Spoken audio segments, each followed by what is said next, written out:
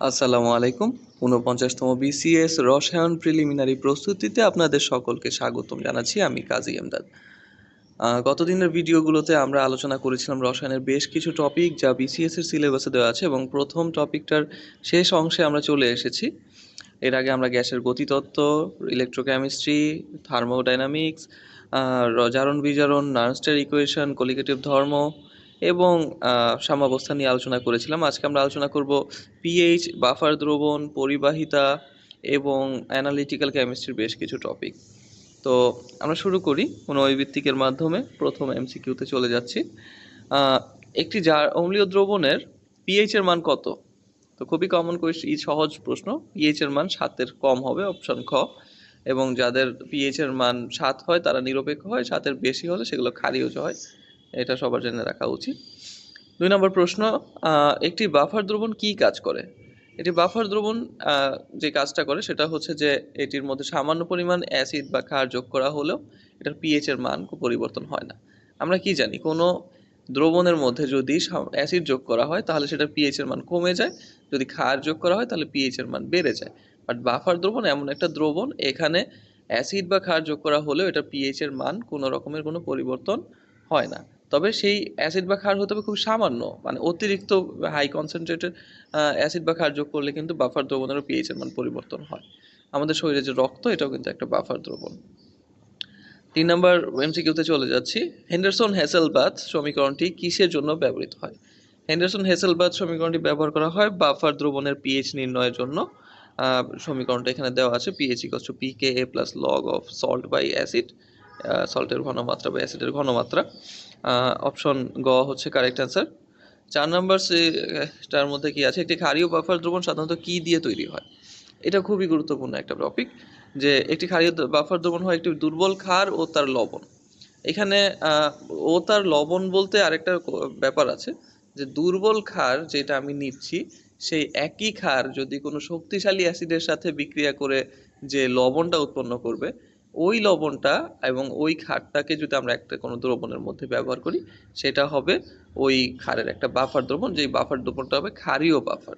তো এটা বানানোর জন্য আমরা কি করি, আমরা সাধারণত কোনো শক্তিশালী অ্যাসিড নেই কম পরিমাণে এবং দুর্বল ক্ষার নেই বেশি পরিমাণে। তখন শক্তিশালী অ্যাসিডটা বেশিরভাগ ক্ষারকে প্রশমিত করে ফেলে এবং এই লবণটা দেয়, একই সাথে ক্ষারটা থেকে যায়।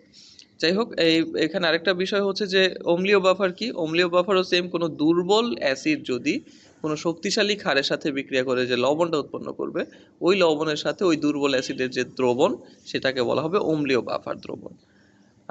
5 নম্বর ভিডিওতে চলে যাচ্ছি। 5 নম্বর এমসিকিউ, পানির আয়নিক গুণফল কেডব্লিউ এর মান 25 ডিগ্রি তাপমাত্রায় কত? এটা হচ্ছে 10^14 পার মোল পার লিটার। তো সেক্ষেত্রে আমরা জানি যে পানির এই জন্য হচ্ছে পিএইচ এবং পিওএইচ দুইটাই 7। পিএইচ এর মানও 7, পিওএইচ এর মানও 7 পানির ক্ষেত্রে, কারণ পানির কেডব্লিউ হচ্ছে 10^14।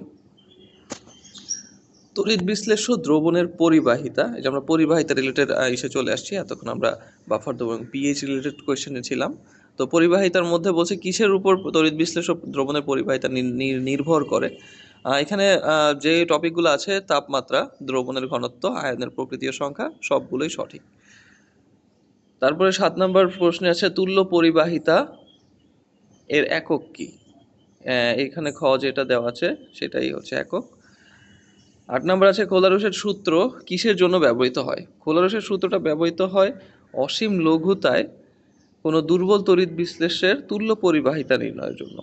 অর্থাৎ কোনো দুর্বল তড়িৎ বিশ্লেষ্য বলতে আমরা কোনগুলোকে বুঝি, যেমন দুর্বল ক্ষার, দুর্বল অ্যাসিড, যেগুলো সম্পূর্ণরূপে পানিতে বিয়োজিত হয় না, সম্পূর্ণরূপে আয়নে বিভাজিত হয় না। বাট অসীম লঘুতা আমরা এমন একটা সিচুয়েশন কল্পনা করতে পারি যেখানে এত লঘু দ্রবণ হয়, যেখানে পুরা দ্রবণটাই তড়িৎ বিশ্লেষ্য হয়ে যায়, তড়িৎ বিশ্লেষিত হয়ে যায়। তো এই ক্ষেত্রে এই ধরনের গ্যাসের দ্রবণের পরিবাহিতা নির্ণয়ের জন্য কোলারুসের সূত্রটি ব্যবহার করা হয়। 9 নম্বর, একটি তড়িৎ বিশ্লেষ্য দ্রবণের পরিবাহিতা দ্রবণের ঘনত্ব কমালে কি হয়? পরিবাহিতা ঘনত্ব কমালে বৃদ্ধি পায়, কারণ তাদের মধ্যে আণবিক আকর্ষণ বল হ্রাস পায় এবং তুল্য মোলার পরিবাহিতা বৃদ্ধি পায়। 10 নম্বর এমসিকিউতে আছে পরিবাহিতার বিপরীত রাশি কোনটি? পরিবাহিতার বিপরীত রাশি হচ্ছে রোধ, রোধের একক ওহম, পরিবাহিতার একক সিমেন্স। এগুলোই হচ্ছে এই রিলেটেড ইম্পর্টেন্ট ব্যাপার। পরিবাহিতার পরে আমরা পরবর্তী টপিকে চলে যাব, সেটা হচ্ছে একটি নমুনার রাসায়নিক উপাদানের প্রকৃতি ও পরিমাণ নির্ণয়ে বিজ্ঞানকে কি বলা হয়? এটা হচ্ছে অ্যানালিটিক্যাল কেমিস্ট্রি একটা পার্ট।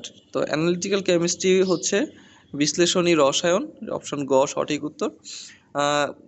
এখানে অ্যানালিটিক্যাল কেমিস্ট্রির মধ্যে আবার দুইটা পার্ট আছে, একটা হচ্ছে কোয়ালিটেটিভ কেমিস্ট্রি এবং কোয়ান্টিটিভ কেমিস্ট্রি। একটা হচ্ছে উপাদান শনাক্ত করা, একটা পরিমাণ শনাক্ত করে। এগুলো নিয়েও একটু স্টাডি জেনে রাখা ভালো।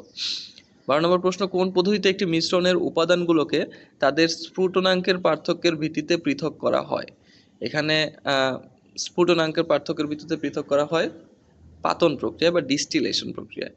এখন ডিস্টিলেশন কি জিনিস আমরা সবাই জানি। পাতন হচ্ছে আমরা ছোটবেলা থেকে দেখে আসছি যে কোনো ফুটানো পানির মধ্যে কোনো কঠিন পদার্থ থাকলে সেটাকে আমরা ফুটালে পানিটা বাষ্পীভূত হয়ে যায়, সেটাকে আবার আমরা ঠান্ডা করে পানিটাকে আলাদা করে ফেলতে পারি। ধরেন আমরা যদি চাই যে এক এক এক গ্লাস পানির মধ্যে একটা লবণ গুলে ফেলি, সেই লবণ থেকে পানিটাকে আলাদা করার জন্য আমরা কি করি, সেটাকে পানি ফুটালে পানিটা বাষ্পীভূত হয়ে উড়ে যায়, লবণটা আলাদা হয়ে যায়। সেই পানিটাকে আবার বাষ্পটাকে আমরা ঠান্ডা করে আমরা আবার পানির রূপে ফিরে পেতে পারি। কিন্তু এখানে পানির মধ্যে যে লবণ সেটা একটা কঠিন পদার্থ ছিল, বাট কঠিন পদার্থ ছাড়াও যদি দুইটা তরল থাকে, যেমন একই পাত্রের মধ্যে পানিও আছে আবার অ্যালকোহল আছে, সেই ক্ষেত্রে সেইটাকেও কিন্তু আমরা পাতন প্রক্রিয়া আলাদা করতে পারি। যেমন ধরেন অ্যালকোহলের যদি অ্যালকোহলের যদি স্ফুটনাঙ্ক 70 ডিগ্রি হয়, সেক্ষেত্রে পানির স্ফুটনাঙ্ক যদি 100 ডিগ্রি হয়, আমরা যদি এই তাপ দ্রবণটা যেটার মধ্যে পানি এবং অ্যালকোহল উভয় আছে পাতন প্রক্রিয়ার মাধ্যমে 70 ডিগ্রি তাপমাত্রায় কিছুক্ষণ রেখে দিই, তাহলে কি হবে, অ্যালকোহলটা বাষ্পীভূত হয়ে উড়ে যেতে থাকবে, সেটাকে আমরা আবার চাইলে ঠান্ডা করে আলাদা করে নিতে পারবো পানি থেকে। তো এই প্রক্রিয়াটা হচ্ছে পাতন বা ডিস্টিলেশন প্রক্রিয়া। আর 13 নম্বর টপিক হচ্ছে টাইট্রেশনের সময় নির্দেশক কিসের জন্য ব্যবহৃত হয়? নির্দেশক হচ্ছে আমাদের প্রশমন বিন্দু বের করার জন্য ব্যবহার হয়। টাইট্রেশনের সময় নির্দেশক ব্যবহার করা হয় যখন এটার রঙটা পরিবর্তন হয়ে যায়। নির্দেশকে যদি আমরা রঙটা পরিবর্তন না হলে আমরা বুঝতে পারবো না অ্যাকচুয়ালি কি কখন এটা অম্লীয় থেকে ক্ষারীয় হয়ে যাচ্ছে বা নিরপেক্ষ হয়ে যাচ্ছে। তো এটা বোঝার জন্য আমাদের অবশ্যই রং পরিবর্তন হওয়া প্রয়োজন, যেটা ভিজুয়ালি আমরা চোখে দেখতে পাবো। এটার জন্য আসলে নির্দেশকের ব্যবহার করা হয় প্রশমন বিন্দু নির্ণয়। 14 নম্বর কোয়েশ্চেন, পরিমাণগত বিশ্লেষণ বা কোয়ান্টিটেটিভ অ্যানালাইসিসের মূল উদ্দেশ্য কী? এটা হচ্ছে পরিমাণগত বিশ্লেষণ হচ্ছে নমুনা উপস্থিত বিভিন্ন রাসায়নিক উপাদানের সঠিক পরিমাণ নির্ণয় করা। তো এই পরিমাণ নির্ণয় করাটাই হচ্ছে এটার মূল উদ্দেশ্য, অপশন খ সঠিক অ্যান্সার। এবং শেষ প্রশ্ন, কোন যন্ত্রটি একটি নমুনার বর্ণালী পরিমাপের জন্য ব্যবহৃত হয়? এটার নাম হচ্ছে স্পেকট্রোফটোমিটার। স্পেকট্রোফটোমিটার দিয়ে বর্ণালী পরিমাপ করা যায়। এই রিলেটেড আরও অনেক টপিক আছে, আমরা বিষয়গুলো নিয়ে আরেকটু স্টাডি করার চেষ্টা করব। তবে আজকের মতো এখানেই শেষ। আজকে আমরা 15টি এমসিকিউ ট্রাই করলাম। ধন্যবাদ সবাইকে আমাদের সাথে থাকার জন্য। আসসালামু আলাইকুম।